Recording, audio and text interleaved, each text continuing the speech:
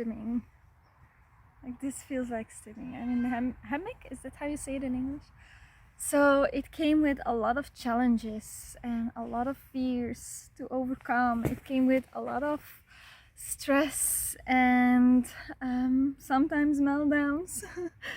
And I want to share this story. Normally I would only show the beautiful images of the beautiful moments that we had, but now that I this year found out that I am autistic, I want to unmask on my YouTube channel too and share the beautiful and the ugly. Yeah. So there is our tent standing and the children are still playing. And now we are the only ones left. I always like to stay a little bit longer to ground myself again after that experience. So first contacting the person of this place was a challenge because I have fear of calling people on the phone. So I first had to overcome that. I had to call a few times, so it was challenging. The communication wasn't easy because sometimes I misunderstand things, or like there wasn't a clear price on renting a whole place for a lot of people. And then she decided to say like, okay, it's 200 euros.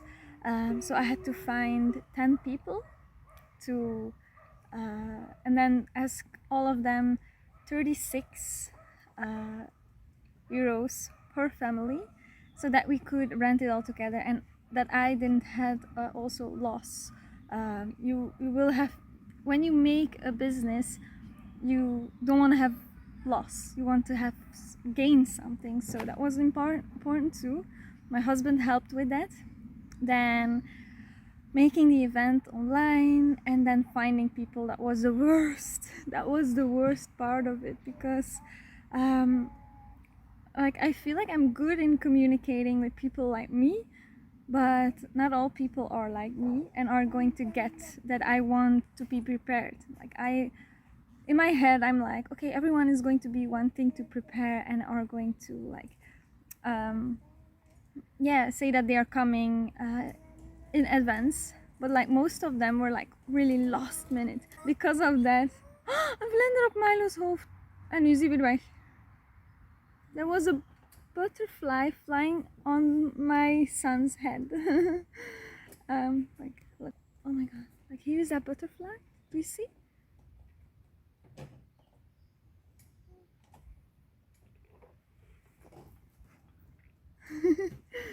Okay, I got distracted. Where was I?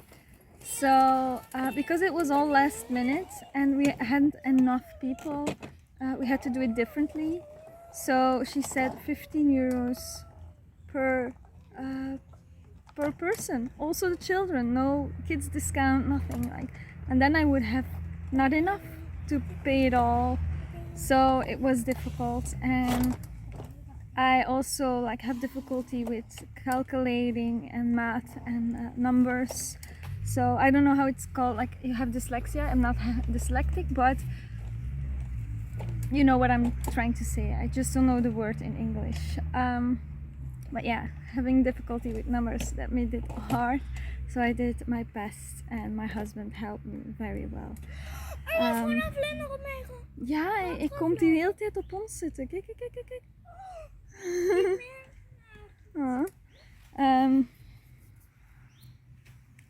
And then before we came to the camping, the day before was a very, very, very stressful day. You have to watch the previous video. It was about like the playing street and someone attacking me, that we couldn't play there anymore. Instead of communicating, attacking and yelling. And then in the morning when we were in the car, we saw like we have a camera in front of our door, and we see that the police was on our doorstep because of that old lady that can't communicate with people politely, and just whines all day and is gossiping all day. She decided to call the police upon us because we played on the play street. And it was like the police were actually kind of, I think they were like, oh my god, we have so many callings of annoying people. But it made me very angry because I'm already not a people person. I already am scared of people because of traumas of my childhood and bad experiences in life. So when things like this happen, I really dislike humans. So yeah, it was stressful too. So and yeah, then we came here. All the people that came here are homeschooling parents that I don't know. So meeting new people, I was a little bit stressed. Didn't had a good night's sleep because of all what happened before, because of the adrenaline in my body. And yeah, we were putting up the tent, and then the people were coming, and I sometimes just wanted to hide behind the tent, but my husband was like, okay, welcome them, and I had to force myself, but I'm glad I tried, because like I want to be polite, I want to be like, I always care a lot about manners, so I also want to be someone with manners. So not welcoming people is not a good thing, so really tried my best to do so. And then yeah, everyone started setting up their campings, and then the children were already friends. They make friends so easily. Even though I have 3 autistic children, it doesn't mean they aren't social. It means that we interact differently. But like people like me that are traumatized or have bad experiences with humans that don't respect us or don't understand us, that makes us less social, so to say, more shy, more scared. So being autistic does not mean you're not social and you're not able to socially interact. Um, so yeah, I'm very proud of my kids that they make friends so easily. And all the kids were playing, and I met some of the parents. One of them was like very separate. She was like making a group, so I don't really talk to her, but I did not really like her attitude. She was like acting like she was above everyone, and I don't like that kind of attitude. A little bit like a teenager. She was like a teenager in a mother body. And yeah, then I met someone. We were sitting alone because our children were playing in the swimming pool, and she was from America and live now here, and we were talking about the differences between the mentality of Belgian people and American people. And we were like, she was like, when I lived in America, it's like when I lived in America, when we plan a day to meet or we are invited somewhere, people come, like it's expected, and when you say yes, you come. But here in Belgium, it seems like a suggestion, and I'm like, yeah, that's how Belgian people are. Like, they say they are going to come, or they don't communicate anything, then they come without communicating, then they say that they are going to come and don't come.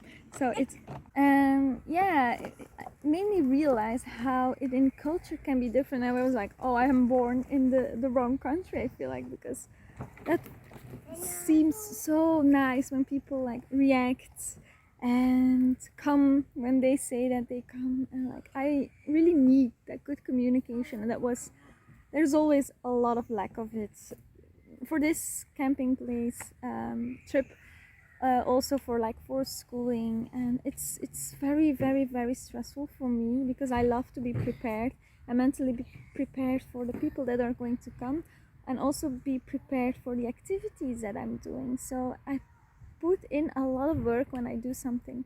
So if no people show up, yeah, meltdown. Meltdown. You probably understand if you're autistic too, like that can create a meltdown. So yeah, I really try to communicate on, please, like communicate well to me, but like they don't care. Humans don't really care about that. So yeah, that's sometimes very hard to deal with. Yeah, it was fun to hear about it. And then I met another woman, we started talking, and But yeah, I shared a little bit about how difficult it was for me being autistic and making this trip, because I want people to know that it takes a lot of effort for me and that I'm doing my best to do it as well as possible. So, and while they were asking questions about autism, which I appreciate that they are interested and want to learn about it. So I am always happy to talk about it. It's one of my special interests too, so I don't mind talking about it. And I don't know if they were generally interested, but that doesn't matter. Like, if I can help people with learning more about this, which is very important for a lot of us, all of us. Yeah, and then the woman that I started talking to about it, she felt like, oh my god, man, that I recognize this so much, I feel so similar. So I probably helped someone recognize that they are probably autistic too. She's a woman, and then she saw it in her daughter too, like. And then when I saw her daughter playing, I was like, yeah, definitely. Her daughter sometimes had meltdowns. You could see it, like, you could definitely see it. So I hope, because having the diagnosis is not a bad thing. It's the best thing that can happen to you, because it's not a disease, it's not a disability, it's a different working brain. And understanding that you are different and not that there is a default with you, that you're doing something wrong, that you just communicate different and experience different, and that you can be exactly who you are instead of trying to change yourself and be neurotypical, is amazing. So I hope for her that it helps her and in good ways. So that, and then yeah, we had a good night. Like, kids were playing all night, and we had the campfire, and my son is having some anger. So wait a second. And then we slept. I did not really had a good night. I think there was too much light outside. There was a lot of noises, like foxes were like making like noises like that. I think near our tent. So that's actually amazing. Like, I wish I could see it, because I really love animals. And it was a little bit cold in the night, and there were like cars driving, and then we heard babies crying, and then yeah. But I felt not really tired when I woke up, because like waking up in nature, like the sun is shining so hard on me, like it's so beautiful. Look at this. I hope it doesn't annoy you that the sun is in my face while I'm talking. But yeah, and then we woke up, we had our breakfast, and the kids wanted to go into the swimming pool right away. They were like in the swimming pool yesterday all day long, and they wanted to go again. So we did, and it was nice. And then what happened? Then someone, like, you remember that I was talking about that woman that was a little bit arrogant, stepped up to me. I was sitting in a chair, stepped up to me, and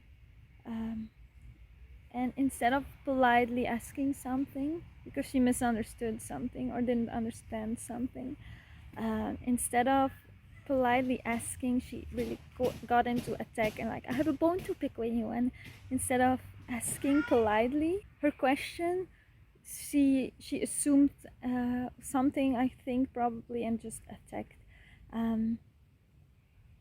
Like, when you're already autistic and had 2 bad nights in a row, had already meltdowns the day before, it was already very stressful organizing this. It is amazing that I did this, actually, because like, I've never done something out of this comfort zone like this, and I'm actually impressed by myself. And then still you always get complainings, and you always have people like whining and always like seeing the negative and not being grateful. And instead of just saying thank you for doing this, no, and like, it was like almost the moment that they would have to go home at 11 o'clock.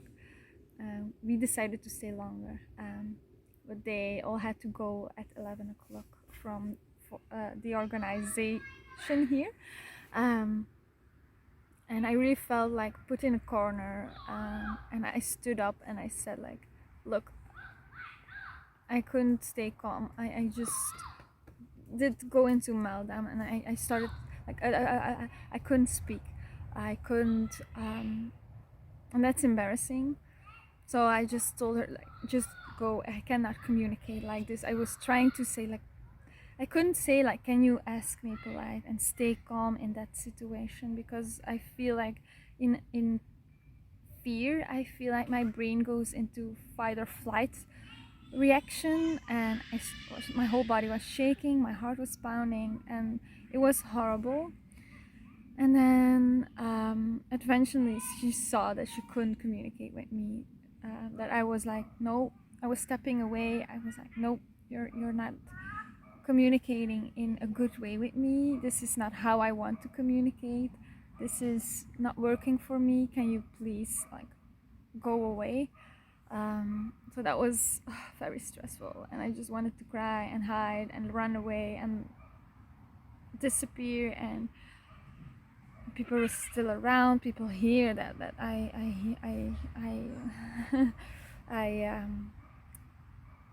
like not lower my voice, higher my voice, and yeah, that ruined it a little bit. But from the beginning, she was here. She was always separate, always making group with two other people, and everyone was always sitting together except them. They were always gone or somewhere different and not really part of the group. And then when she was like this, and like the way she talked and was very like looking down on people. So yeah, that really ruined it for me at that moment. I really wanted to enjoy today too, but I just couldn't anymore. I was so stressed. And then the other people were very kind, and they were like thanking me for making this trip like happening,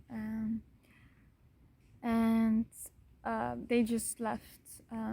Like I also had like happy stones that the kids could paint. They actually had to pay €5 per child, because I purchased it, I paid it. So I expect that if I organize something that people pay.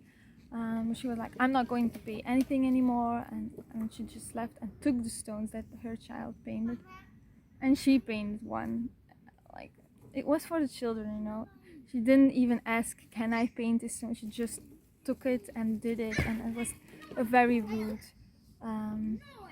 neurotypical person. So that was not a nice experience, and it makes me afraid of humans even more. Every time I have an experience like that, I feel like I want to draw out of humanity even more, be on my own, want to be a hermit, and want to like, I feel like maybe next year we're just going to camp in the forest on our own. But now all the people are gone. We are alone at our camping place. Me relaxing a little bit right now. My kids are playing, and we are trying to relax, calm down after that, to see the positive and just to enjoy the last hours that we are still here. And yeah, I want to thank you so much for watching, and this is the video of the camping trip. Thank you so much for your support. Thank you so much for your kindness in the comment section, for your love. And thank you so much for watching. If you like this video, I want to support an autistic person. Give her a like, give me a like, and subscribe if you want to see more. Thank you so much. Bye.